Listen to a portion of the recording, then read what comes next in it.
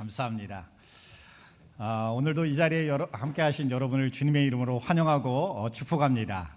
우리가 그런 의미에서 이렇게 서로 인사할까요? 예배의 자리에 오신 당신을 환영하고 축복합니다.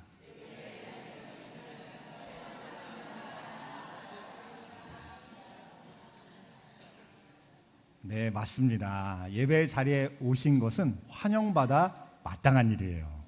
주님께서 우리를 초청하신 그 초청을 우리가 거절하지 아니하고 매 순간마다 매 주일마다 하나님의 인도하신 가운데 나와 이 자리에 앉아 있는 것은 정말로 복되고 기쁜 일이라고 할 수가 있습니다. 저도 이제 일주일 동안 한 주간 동안 이제 휴식의 시간을 가지게 되었는데요. 그럼에도 불구하고 마음과 생각 가운데는 교회에 대한 생각이 좀처럼 떠나지를 않더라고요. 계속해서 다음 사역은 뭘 해야 되지, 또 제가 이렇게 떨어져 있는 중에도 뭘 챙겨야 되지, 막 이런 것들이 막 고민해서가 아니라 자연스럽게 계속해서 생각이 나서 또 생각난 것도 적어놓고, 또한 다시 한번 또 주일에 설교에 또한 보아야 할 본문들을 다시 펼쳐놓고 막 이런 것들을 하게 되는 것 같습니다. 그래서 이제 그런 중에 제 마음 가운데 주신 생각이 무엇이었냐면, 하나님께서 기뻐하시는 교회는 어느 방향으로 나가야 될까? 주님께서 지키시고 인도하시는 교회는 어떠한 일들이 이루어져야 될까라는 그런 질문을 가지고 한 주간을 보내게 되었습니다. 그러면서 이제 오늘 본문 말씀을 보게 되었는데요. 오늘 본문 말씀을 통해서 우리 교회와 또한 각 성도를 향하신 하나님의 뜻과 그 사랑이 무엇인지를 함께 깨달을 수 있는 은혜의 시간이 되기를 주님의 이름으로 축원합니다. 한 교회가 있었습니다. 이 교회는 특수한 지역에 이렇게 있는 교회였어요.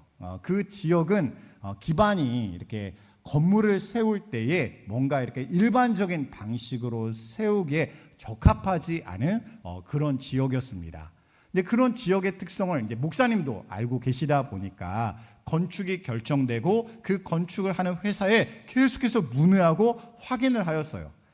이런 상황 가운데 있는데 그냥 이렇게 지어도 안전하겠습니까? 괜찮겠습니까? 문제가 안 생기겠습니까? 라고 계속 문의하고 확인을 하였어요.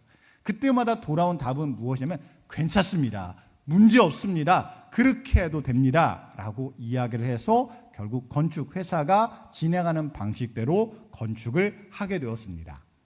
그런데 교회를 이제 완성되어 가는 이제 그런 시점이 되었는데 이 교회가 갑자기 기울어지기 시작하는 거예요. 그러니까 땅에 기초를 딱 세우면은 절대로 교회가 흔들리거나 이렇게 틀어지는 일들이 전혀 생기지 않아야 되는데, 그 교회가 완성되고 이렇게 진행되다 보니까 점점 기울어지는 그런 일이 발생하게 되었습니다.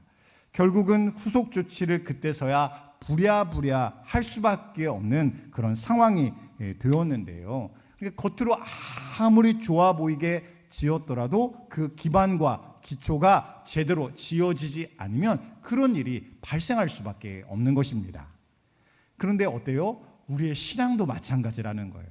우리의 신앙도 아무런 문제가 없는 것처럼 겉으로 보일지라도, 좋은 신앙생활을 하는 것처럼, 좋은 관계를 갖는 것처럼 그렇게 보일지라도 그 신앙의 중심과 기초가 바로 서 있지 못하면 어떤 상황과 문제를 만나거나 시간이 지나게 되면 송두리째 흔들리는 그런 위기를 만날 수 있게 된다는 것입니다. 그러면 우리의 신앙의 기초가 무엇일까? 물론 신앙의 기초가 되는 것은 여러 가지가 있겠지만 그 중에 중요한 한 가지를 꼽자면 무엇을 말할 수 있냐면 바로 신앙의 교리를 말할 수가 있어요. 교리는요, 하나님의 말씀 속에 담겨져 있는 그 진리들을 우리가 잘 이해할 수 있도록 체계적으로 정리하고 가르치는 내용을 교리라고 할 수가 있습니다. 교리가 특별한 어떤 지식이 아니에요. 결국 하나님의 말씀 안에 있는 것들인데, 그 말씀만 읽어서는 내가 정리할 수 없는 내용들을 체계적으로 잘 간추려서 정리한 내용을 교리라고 말할 수가 있어요. 그래서 교리하는 그런 내용들이 담겨져 있습니다. 하나님이 누구신지, 또한 우리는 어떠한 존재인지, 우리가 무엇이 필요한지, 우리가 어떻게 구원을 받을 수 있는지, 또한 구원받은 성도로서 우리가 어떻게 살아갈 수 있는지 등등의 내용이 교리에 정리가 되어 있습니다. 그럼에도 불구하고 우리의 마음의 한켠에는 그런 생각이 있을 수가 있어요. 그런 교리적인 내용들은 나는 몰라도 괜찮아요. 그런 것은 신앙이 좋은 분들이나 목사님 같은 분들만 잘 알면 되지, 나는 그냥 믿으면 되잖아요. 그냥 성경을 보면 되잖아요 라고 할 수가 있다는 거예요. 그런데 그렇지가 않습니다. 우리가 종교개혁 시대 이후부터 보면은요, 그 교회 안에서 중요하게 이루어졌던 사역 중에 하나가 무엇이냐면 그 신앙의 교리를 체계적으로 교육하는 내용들이었어요. 그래서 적게는 몇 달 가운데 그런 교리 교육을, 어린아이는 어린아이에 맞게, 어른은 어른에 맞게 그런 교리 교육을 체계적으로 문답의 형식으로 이루는 것들이 지금도 남아 있습니다. 그런 것들이 우리 가운데 있어야 우리가 말씀을 듣거나 기도를 하거나 신앙생활을 할 때 우리도 모르는 새 잘못된 방향을 향해 막 달려갈 수가 있는데, 그것이 잘못되었다라는 것을 느낄 수 있도록, 의문을 가질 수 있도록, 깨달을 수 있도록 하는 그런 지식을 바로 교리를 통해서 우리가 얻을 수가 있는 것입니다. 제가 이번 휴가 기간 가운데 아들과 함께 이제 거울로 된 그런 미로를 들어간 적이 있는데요, 이 거울로 된 미로가 생각보다 어렵더라고요. 그래서 그냥 막상 여기가 통로다라고 그렇게 빠르게 달려가면 어떤 일이 생기면 거울에 꽝 하고 부딪히는 일이 생깁니다. 그래서 그 거울에 보면 어떤 것들이 붙어있는 거울이면 충돌주의라고 붙어있는 거울이 있더라고요. 만일 그 거울의 미로가 굉장히 넓은 미로로 되어 있으면 좀처럼 빠져나오기가 굉장히 힘들겠구나라는 그런 생각이 들었어요. 우리의 인생도 마찬가지입니다. 우리의 인생도 미로와 같은 그런 부분과 상황들이 있어요.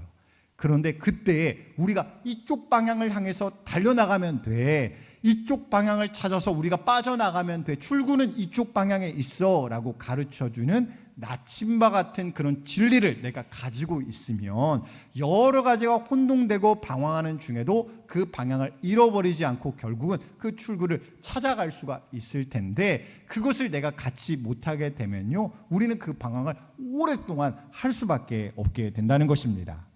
그래서 여기에 대해서 오늘 사도 요한은 말씀을 이렇게 시작하고 있어요. 오늘 7절과 8절 말씀인데요, 우리가 7절과 8절 말씀 함께 읽도록 하겠습니다. 사랑하는 자들아, 내가 새 계명을 너희에게 쓰는 것이 아니라 너희가 처음부터 가진 옛 계명이니, 이 옛 계명은 너희가 들은 바 말씀이거니와 다시 내가 너희에게 새 계명을 쓰노니 그에게와 너희에게도 참된 것이라. 이는 어둠이 지나가고 참 빛이 벌써 비침이니라. 아멘. 여기를 보면요, 조금 이상한 말이 나와요. 어떤 말이 나오면, 처음에는 나는 새로운 계명을 너에게 쓰는 것이 아니야, 새로운 말을 하는 게 아니야, 예전부터 있었던 거야 라는 이야기로 시작합니다. 근데 다음 절로 넘어가면 어떻게 하면, 내가 지금 새로운 계명, 새로운 말씀을 너에게 쓰고 있어 라는 내용이 함께 기록이 되어 있어요. 굉장히 이상한 말씀이잖아요. 근데 이 말씀에 담겨져 있는 진리가 있습니다. 어떤 진리냐면, 이미 하나님의 말씀과 계명이 구약 가운데도 하나님이 가르쳐 주었습니다. 하나님의 백성은 이렇게 은혜 가운데 살 수가 있어, 하나님의 은혜 가운데 너의 죄는 이렇게 해결받을 수 있고 생명 가운데 이렇게 나아갈 수 있어 라는 것들을 계명과 말씀으로 구약 시대에도 그들에게 가르쳐 주셨습니다. 그런데 구약 시대는요, 아직 이 말씀이 뜻하는 바를 완전히 이해할 수는 없었어요. 어떻게 해야 내 죄가 완전히 해결받을 수 있을까? 내가 더 이상 두려워하지 아니하고 걱정하지 아니하고 하나님의 은혜 가운데 더욱더 온전한 믿음의 삶을 살아갈 수 있을까를 완전히 깨달을 수는 없었습니다. 근데 이것을 언제 깨달을 수 있었냐면, 예수 그리스도가 이 땅 가운데 오셔서 우리 가운데 말씀하시고 우리를 위하여 십자가의 모든 구속의 사역을 마치게 되셨을 때, 그때서야 이 계명이, 이 말씀이 이런 뜻이었구나, 이런 의도였구나 라는 것을 완전히 깨달을 수가 있었어요. 어떻게 이것을 깨달을 수 있을까? 첫 번째로는요, 예수님께서 이 모든 말씀과 계명을 이 땅 가운데서 완전히 이루시고 우리에게 보여주셨기 때문이에요. 지금까지는 말로만 들어서 짐작하여서 이건 이런 뜻일 거야, 이렇게 행하면 될 거야 라고 생각했었는데, 예수 그리스도를 통해서 그 십자가의 구속의 사역을 통해서 이해하고 나니까 그렇구나, 이것을 이루어 주시려고, 이 구원과 생명을 나에게 이렇게 주시려고 이 말씀과 이 계명을 주셨구나라는 것을 우리에게 깨닫게 하여 주셨다는 거예요. 다른 한 가지는요, 바로 이거예요. 내가 깨달았더라도 내가 그 말씀을 따라 행할 수 없으면 그 말씀의 그 유익과 은혜를 내가 누릴 수 있는 자격과 은혜가 나에게 없으면 아무 소용이 없잖아요. 그런데 주님께서는요, 이 능력과 자격을 우리 가운데 주셨다는 거예요. 특별히 이것이 어떻게 이루어졌습니까? 첫째로는 예수 그리스도의 십자가의 믿음으로 우리에게 생명이 되어 주셨을 뿐만 아니라 우리 안에 성령 하나님이 내주하심으로 말미암아 이 모든 말씀을 따라 행할 수 있는 충분한 능력과 자격을 날마다 우리 가운데 이루어 주시는 것입니다. 그래서 지금은 내가 할 수 없을지라도 앞으로도 난 할 수 없을 거야 라고 내가 말할 수 있는 존재가 아니라는 거예요. 지금까지는 내가 이렇게 실패하였고 이렇게 실수하였고 잘못하고 모르며 살았지만 이제는 하나님께서 나에게 이렇게 보여주심으로 말미암아 성령 하나님이 오늘도 힘있게 능력으로 나를 주장하심으로 말미암아 내가 이 말씀을 이렇게 이루어갈 수 있구나, 이런 은혜와 능력을 내가 이루어갈 수 있구나라는 것을 우리에게 보여주신다는 거예요. 그래서 옛 계명이지만 이미 나에게 주신 말씀이지만 이제는 예수 안에서 새로워진 그런 말씀이 되게 하여 주셔서 그 말씀이 예전과 다르게 나에게 더 큰 은혜와 능력으로 받아들여질 수 있도록 우리에게 그런 새로운 계명으로 우리에게 주어지게 되었다는 것입니다. 그렇다면 우리가 성경을 볼 때에도 이 말씀과 계명을 볼 때도 누구를 통해서 말씀을 봐야 되겠어요? 바로 예수 그리스도를 통해서 말씀을 보아야 되는 거예요. 우리가 성경 일부분을 특정 부분만 따로 떼어서 보면요, 우리는 말씀을 온전히 이해할 수가 없습니다. 이 말씀을 내 식으로 내가 좋은 대로 해석하는데 멈추고 그칠 수가 있어요. 그래서 주님께서는요, 성경을 그냥 떼어서 쪽의 말씀으로, 한쪽의 말씀으로 우리에게 주신 것이 아니라 어때요? 성경 한 권의 말씀으로 우리에게 주신 것입니다. 이 말씀을 우리가 통째로 받아들일 수 있는 은혜를 누릴 때에 곳곳의 말씀이 더욱더 큰 생명과 능력으로 우리에게 다가서고 이루어질 수 있게 되는 거예요. 그래서 우리는 어떤 믿음의 눈이 있어야 되냐면 성경을 큰 그림으로 볼 수 있는 믿음의 지식과 은혜가 있어야 됩니다. 그렇게 돼야 성경을 단순히 따로따로 떼어 보아서 이것이 좋아 저것이 좋아 라는 좋은 말씀, 명언집과 같은 그런 말씀의 모음집이 아니라 이 모든 성경을 통하여서 나에게 이루시고자 하는 것이 무엇인지를 내가 깨닫게 하신 하나의 목적과 의도를 가지고 나에게 주시는 하나님의 말씀으로 내가 믿고 따를 수 있게 되는 거예요. 그래서 성경을 통해서는요, 그 주님을 만나야 됩니다. 그 구원의 주님, 그 사랑의 하나님을 내가 만나야 되는 거예요. 그래서 성경을 어디를 펴도 누구를 만날 수 있냐면 우리는 예수님을 만날 수가 있어요. 아브라함의 이야기를 통해서 예수님을 만날 수 있고 모세의 이야기를 통해서도 예수님을 만날 수 있습니다. 우리가 어떤 성경의 내용을 통해서도 예수 그리스도의 그 구원과 생명으로 가까이 나아가 계시는 하나님의 부르심을 우리가 만날 수 있게 된다는 것입니다. 그래서 이런 의미를 가지고 지금 생각하기로는 내년쯤에 그런 사역을 하려고 해요. 어떤 사역이냐면 우리가 성경을 좀 크게 우리가 정리할 수 있는, 전체적으로 구약과 신약을 정리하여서 큰 그림은 이런 그림으로 하나님께서 보게 하시는구나, 각 사건들은 이렇게 연결되게 하시는구나 라는 것들을 정리하는 그런 시간을 가지려고 합니다. 근데 그런 계획대로 언제 어떻게 이루어질지 모르겠지만 하나님께서 우리에게 말씀을 보게 하시는 그런 은혜로 우리 인도하신다면 그 사역이 반드시 이루어질 줄 믿으시기 바랍니다. 우리가 기대하고 소망하면 하나님께서 좋은 일이라면 그것은 반드시 이루게 하시더라고요. 그런 사역들이 우리 교회도 준비되게 하실 줄 믿습니다. 이처럼 우리가 믿음의 기초를 이렇게 말씀 가운데 세워가는 것이 굉장히 중요한데, 그럼 믿음의 기초만 세우면 다 되느냐라고 하면 그렇지는 않아요. 믿음의 기초 위에는 반드시 우리의 믿음의 삶이 이루어져야 됩니다. 즉 열매 맺는 우리가 열매 맺는 삶이 그 위에 세워져야 돼요. 기초만 막 쌓는다고 이제 건물이 완성되었어 라고 말할 수가 없잖아요. 기초를 잘 쌓았다면 그 위에 건물을, 집을 온전하게 완전하게 지어야 되는 거예요. 그래서 그 열매가 맺히는 삶이 되어야 된다라고 말씀하시면서 오늘 본문 말씀에 그 열매를 무엇이라고 말씀하면 사랑이라고 이야기를 하고 계세요.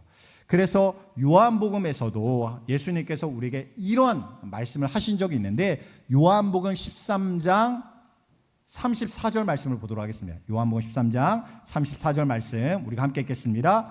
새 계명을 너희에게 주노니 서로 사랑하라. 내가 너희를 사랑한 것 같이 너희도 서로 사랑하라. 아멘. 여기서 주님의 명령은요, 그냥 권유가 아니에요. 이렇게 하면 좋겠어 라는 권유가 아니에요. 무엇이냐면 확실한 명령입니다. 너희 이렇게 해야 돼, 반드시 이렇게 해야 돼 라고 말씀하시는 하나님의 명령이에요. 그래서 우리가 이 말씀을 들으면 어떻게 해야 될까요? 이 말씀에 순종을 해야 되는 거예요. 예수님은 이 사랑을 말씀하실 때에 네가 이런 감정이 생기면 이 감정에 따라 이렇게 사랑해 라고 하면서 말씀을 하신 게 아닙니다. 어떻게 말씀하시냐면 하나님의 말씀에 순종하면 이렇게 사랑할 수 있어 라고 하시면서 말씀하신 거예요. 즉 사랑해가 먼저 아닙니다. 이 말씀에 순종이 먼저예요. 물론 이 말씀에 순종하는 능력은요, 어디에서 오냐면 우리를 사랑하시는 하나님의 사랑에서 오는 것입니다. 그러니까 하나님이 나를 사랑하시기 때문에 이 말씀을 내가 붙들고 순종할 수 있게 되고, 이 말씀에 붙들고 순종하다 보면 우리가 어떻게 할 수 있는 거예요? 누군가를 사랑하는 데까지 내가 나아갈 수 있게 된다는 거예요. 만일 예수님께서 사랑하려 할 때 감정과 기분에 따라서, 자신의 어떤 생각에 따라서 이 사랑의 말씀에 따라 행했다면 우리는 절대로 구원에 이를 수 없었습니다. 한번 생각해 보세요. 예수님이 십자가의 그 사역을 앞두고 계실 때, 그때 그 직전에 그 주님의 마음을 헤아려 보면요, 나는 십자가를 너무 지고 싶어요 이런 마음이셨나요? 아니에요. 주님도 절대로 그런 마음이 아니었습니다. 주님이 하나님께 기도할 때는 어떻게 기도했냐면, 하나님 아버지, 제가 만일 이 길을 피할 수 있다면, 피하고서도 다른 길로 하나님의 뜻을 이룰 수만 있다면 그 길을 가게 해주세요. 이게 주님의 마음이었어요. 이게 예수님의 감정이었습니다. 근데 예수님은 어떻게 하세요? 내 감정이 그렇다고 그 감정대로 내가 하겠습니다, 이게 주님의 마음이었습니까? 아니죠. 그렇지 않았어요. 예수님은요, 내 뜻이 이렇더라도, 내 기분과 감정이 이렇더라도 하나님의 뜻이 이렇다면 그 뜻이 이루어지길 원합니다. 그 뜻대로 이루길 원합니다. 그 뜻대로 행하길 원합니다 라고 예수님이 기도하셨습니다. 우리도 마찬가지입니다. 우리의 신앙이 내 감정과 기분과 여러 가지가 다 충만하게 준비되면 그 감정에 따라, 기분에 따라 이렇게 행해야 돼 라고 말씀하시는 것이 아니라는 거예요. 내 기분은 아직 따라오지 않을 수 있습니다. 내 상황은 아직 저 멀리 갖춰지지 않을 수가 있어요. 근데 말씀이 분명해요. 진리가 분명해요. 하나님의 뜻이 분명해요. 그럼 우리가 어떻게 할 수 있어요? 내 감정은 아직 그렇지 못하지만, 내 상황은 아직 그렇지 못하지만 하나님, 주님의 말씀이오니 나는 그 말씀에 의지하여 그 말씀에 따라 행하겠습니다. 순종하겠습니다. 이것이 바로 믿음이라는 것입니다. 그래서 믿음의 능력이 있는 거예요. 믿음에 할 수 없는 것을 하게 하시는 능력이 하나님의 말씀 가운데 있기 때문입니다. 그래서 베드로 사도도 여기에 대해서 어떻게 이야기하냐면, 베드로전서 4장 8절 말씀을 보면 이렇게 이야기했습니다. 무엇보다도 뜨겁게 서로 사랑할지니 사랑은 허다한 죄를 덮느니라 라고 이야기를 하였어요. 이게 무슨 말씀이냐면, 너희가 다른 것보다도 무엇보다도 우선적으로 서로를 뜨겁게 사랑해야 돼 라고 이야기를 합니다. 그것도 명령의 말씀이죠. 명령의 말씀이에요. 그런데 거기에 덧붙이는 말씀이 뭐냐면, 너희가 그렇게 사랑하면 그 사랑은 너희 가운데 있는 허다하고 무수한 죄를 덮을 수 있어 라고 이야기를 하는 것입니다. 이 죄는요, 나의 죄도 될 수 있고 상대방의 죄도 될 수가 있어요. 우리가 사랑하면요, 내 안에 해결되지 아니하고 해소되지 않는 그 죄의 문제가 예수 안에서 그 사랑의 순종으로 말미암아 해결되고 해소될 수 있다는 것입니다. 그래서요, 우리는 이 믿음의 말씀에 의지하여 우리가 행동할 수가 있어요. 우리가 주님의 말씀에 의지하여 이렇게 행할 수가 있는 것입니다. 그래서 말씀대로 행하는 삶은요, 내 감정이나 확신에 담겨져 있지 않습니다. 내 확신이 아직 부족할 수 있어요. 내가 이렇게 해도 맞는지 아직 모를 수가 있습니다. 내 감정과 생각이 아직 거기까지 다 준비가 되지 못했을 수도 있어요. 그러나 주님께서 이것이 맞다, 의롭다 말씀하시면요, 그것을 행할 수 있는 그런 자격과 준비가 다 되어 있음을 믿으시기 바랍니다. 우리의 구원도 그렇게 이루어졌습니다. 내가 다 준비되었으니 하나님 나를 구원해 주세요, 이런 구원이 아니잖아요. 우리는 아무것도 준비가 안 되어 있어요. 아무것도 해결된 게 없습니다. 그런데 주님께서는요, 나를 딱 찍으셔서 우리를 무엇이라 말씀? 너는 의로운 자야. 너희는 더 이상 죄와 사망 가운데 거하는 자가 아니야. 오직 하나님의 생명 가운데 속해 있는 자야 라고 우리에게 말씀하십니다. 이게 무엇이냐면 칭의예요. 우리를 의롭다 칭하셨다라는 구원의 과정입니다. 이 과정은요, 나는 아직 의롭게 된 게 아닙니다. 나의 삶이 아직 변화된 게 아니에요. 내가 죄가 없는 게 아닙니다. 그런데 예수 그리스도의 보혈의 능력으로 말미암아 내가 예수 그리스도를 구주로 영접하는 것, 그 딱 한 가지만으로 우리를 어떻게 말씀을, 너는 의로운 자야, 너는 죄 없는 자야, 너는 구원받은 하나님의 백성이야, 우리에게 말씀하시고 확정을 하신다는 거예요. 이것은 변하지 않습니다. 이미 딱 확정이 된 것은요, 우리에게 어떠한 자격과 삶에 부족할지라도 이것은 변하지 않는 사실이에요. 그런데 구원은 여기에서 그치지 않아요. 너는 구원받은 자야, 여기서 그치는 게 아닙니다. 거기서 그치는 게 아니라 너는 구원받은 자고 의로운 자이니 내가 너를 더욱더 의로운 사람으로, 더욱더 거룩한 사람으로, 더욱더 하나님의 은혜와 복 가운데 거하고 살아가는 사람으로 내가 이끌어 갈 거야, 만들어 갈 거야 라는 구원의 과정이 우리를 따라온다는 거예요. 그게 뭐예요? 바로 성화예요. 이건 내가 거룩해지는 게 아닙니다. 내가 하나님 나를 구원해 주셨으니 이제는 내가 다르게 살게요. 이제는 예전에 이렇게 살았는데 나는 다르게 살겠습니다. 내 결단과 의지와 능력만으로 이 거룩이 이루어짐이 아니라는 거예요. 우리의 변화도요, 하나님이 은혜를 베풀어 주셔야 이루어질 수 있음을 믿으시기 바랍니다. 내가 구원받았음을 어떻게 확신할 수 있어요? 하나님의 역사가 내 안에 이루어진 것을 통하여 우리가 알 수 있는 거예요. 내가 예수 그리스도를 믿기 전에는 저게 좋아, 저게 옳아, 나는 저걸 위하여 살 거야, 이런 생각을 가지고 살았지만 내가 믿음을 가진 이후에는 점차 변화갈 수밖에 없게 하나님이 만들어주시는 거예요. 내 생각을 바꿔주십니다. 내 의지를 바꿔주세요. 내 판단을 바꿔주시고 내 행동을 바꿔주세요. 계속 이것을 바꿔주시는 하나님의 역사가 우리 가운데 물밀듯이 일어나게 하시는 거예요. 근데 우리 가운데 뭐가 일어나요? 영적인 갈등이 일어나요. 여전히 나는 이게 좋아요 하는 내 모습이 있습니다. 근데 또 어떤 모습이냐면 이게 옳잖아, 이게 좋잖아, 이게 하나님이 기뻐하시는 거잖아 라는 것을 나에게 알게 하시는 하나님의 은혜가 나에게 막 이루어져요. 이 두 마음이 내 안에 여전히 남아있으니까 어떻게 돼? 영적인 갈등이 내 안에 막 이루어집니다.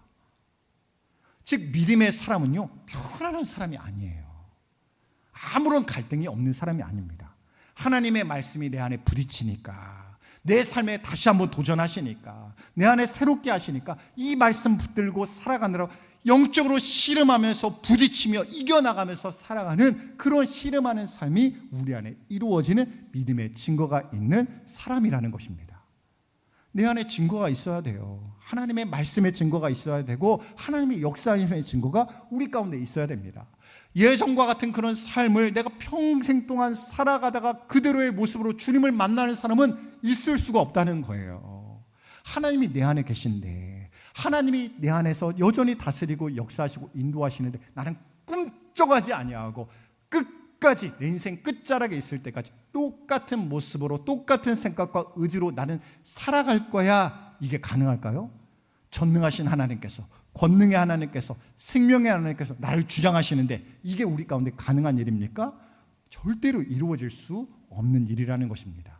그래서 믿음의 사람 가운데는요, 이 거룩의 일들을 이미 자격 가운데 확증하실 뿐만 아니라 점차 하나님 앞에 가까이 나가가시는 거룩한 성화의 일들이 동시에 이루어지게 된다는 것입니다.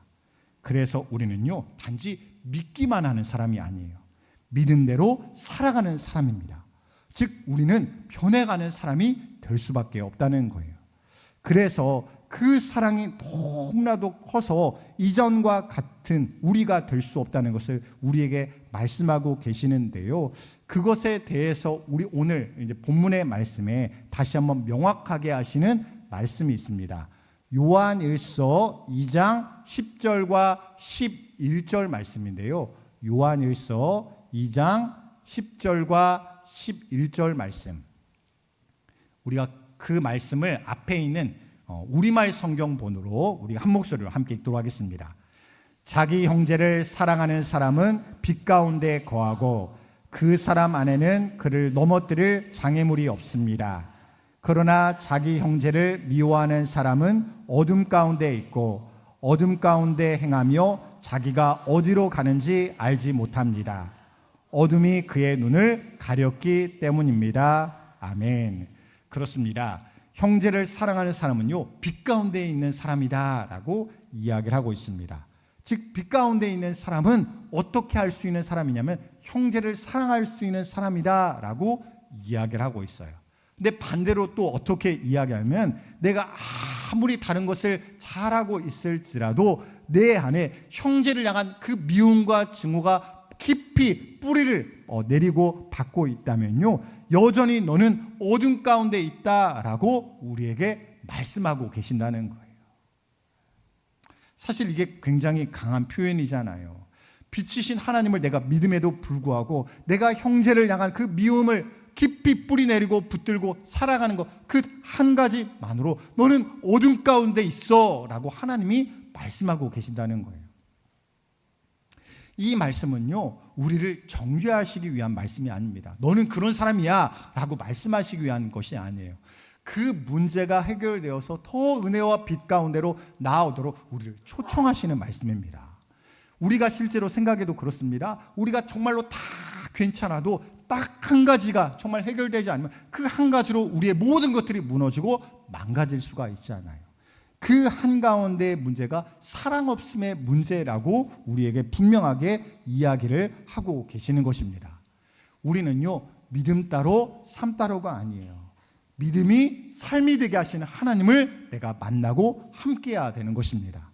하나님은 능력의 하나님이시잖아요. 능력의 하나님은 우리가 어떻게 확신할 수 있냐면 내 삶 가운데 역사하시는 하나님이 능력의 하나님입니다. 나를 가만히 있지 못하도록 바꾸시고 변화시키시는 그 하나님을 따를 수밖에 없도록 나를 인도하시는 하나님입니다 라고 고백하게 하시는 하나님을 내가 만나야 우리는 그 생명의 능력을 누릴 수 있게 되는 것입니다. 우리가 요한서신을 계속 보고 있는데 이 요한서신을 받고 있는 성도들이 겪고 있는 신앙의 문제가 바로 그런 문제였어요. 그들은 우리는 영적으로 충만해 라고 하는 자부심을 가지고 있는 성도들이었습니다. 그런데 그들은 어떤 신앙을 갖지 못했냐면 그 믿음을 가지고 살아야 된다라는 그런 믿음을 갖지는 못하고 있었어요. 그 믿음이 현실이 되고 삶이 되고 내 인격과 성품이 되어야 된 데까지는 그 말씀과 은혜를 끌어오지 못하는 그런 신앙 가운데 있었습니다. 그래서 그들의 신앙은 머릿속에만 머물렀어요. 입술에서만 머물러 있었습니다. 그래서 말씀을 들어도 굴복하지 않아요. 순종하지 않습니다. 이러한 모습은 오늘날에도 얼마든지 우리 가운데 있을 수가 있어요. 겉으로는 예배할 수 있지만 성경을 알고 있는 것처럼 보이지만 정작 삶에서는 하나님을 따르지 아니하고 형제를 미워하고 판단하고 있다면 그 신앙은 여전히 어둠 가운데 있다라고 말씀하고 계시기 때문입니다. 하나님은요, 진리와 사랑 모두를 강조하고 계세요. 그래서 진리 없는 사랑은 방향을 잃어버립니다. 또한 사랑 없는 진리는요, 그 사랑의 온기를 잃어버리게 되는 거예요. 그래서 진리만 강조하는 교회는요, 그 안에 냉기가 흘러요. 차가운 냉기가 흐릅니다. 무엇이 옳고 그런 것을 막 이야기하는데 그 안에 영혼을 사랑하고 붙들고 기도하고 신앙하는 그 사랑의 그 능력은 나타나지를 않는 것입니다. 반대로 사랑만 강조하는 교회는요, 진리를 놓치게 돼요. 진짜 하나님이 기뻐하시는 일이 무엇이고 진짜 옳은 믿음이 무엇인지는 분별하지 못한 채 그저 사랑 좋은 것만 말하는 그런 하나님께 속해 있지 않은 교회의 모습이 될 수가 있는 것입니다. 그래서 교회는요, 이 두 가지를 다 붙들어야 되는 거예요.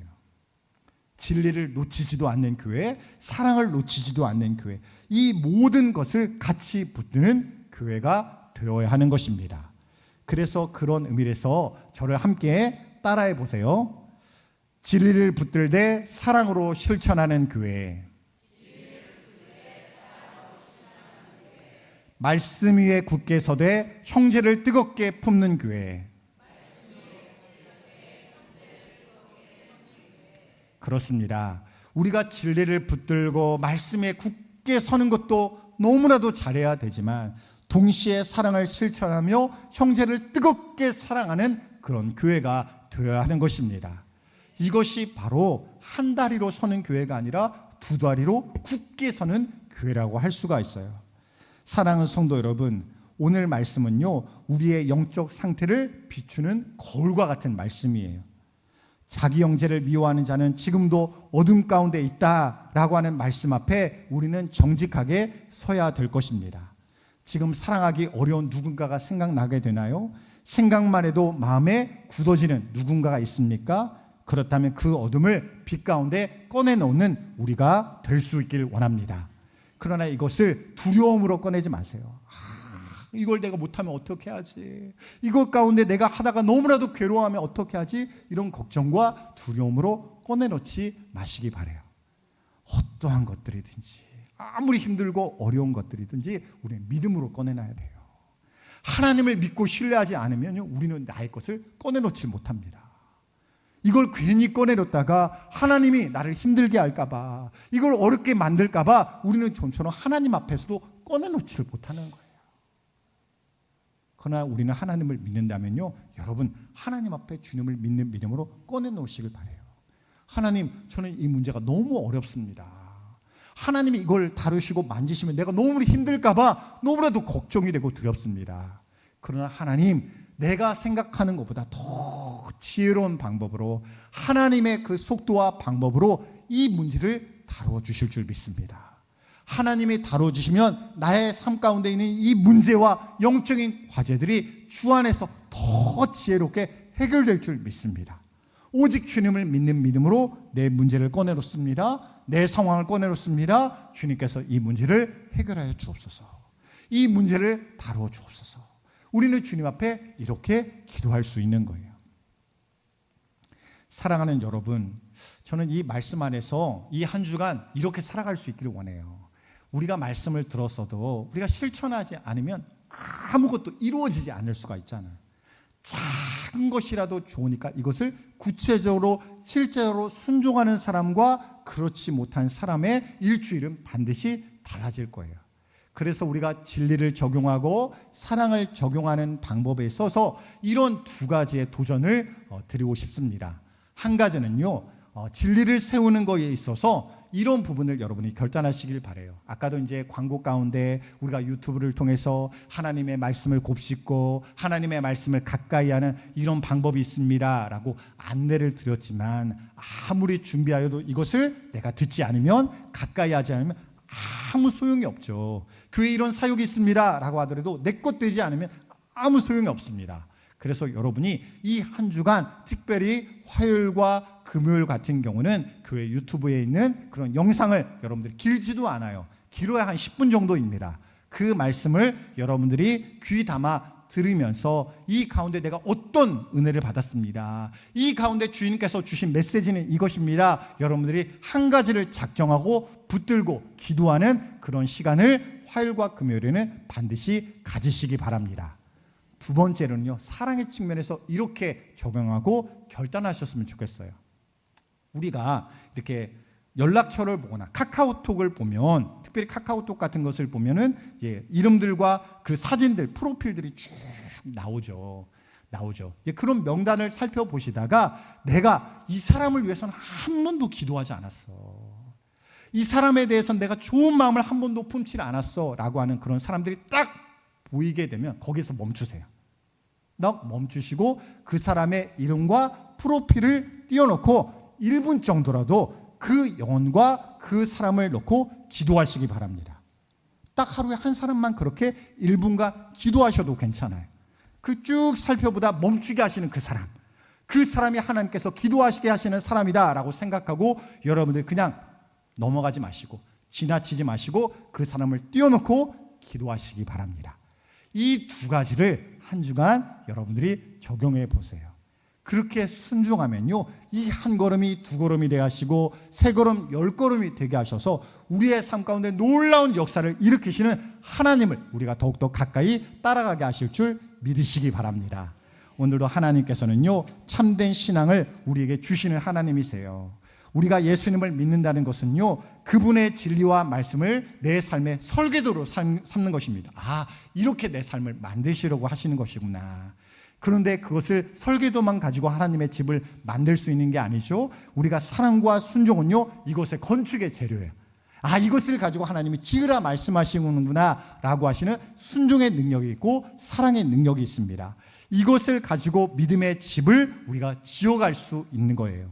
오늘도 한 주간 가운데 우리에게 말씀하시는 하나님, 그 말씀에 우리가 귀를 기울일 뿐만 아니라 그 가운데 주시는 마음과 생각을 구체적으로 실제적으로 여러분들이 기록하시거나 기도하심으로 말미암아 내가 오늘 하루를 이 한 주간 이렇게 살겠습니다, 말씀대로 살겠습니다, 그런 마음을 품고 한 주간의 놀라운 열매를 맺어갈 수 있는 우리 모두가 될 수 있기를 주님의 이름으로 간절히 축원드립니다. 기도하겠습니다.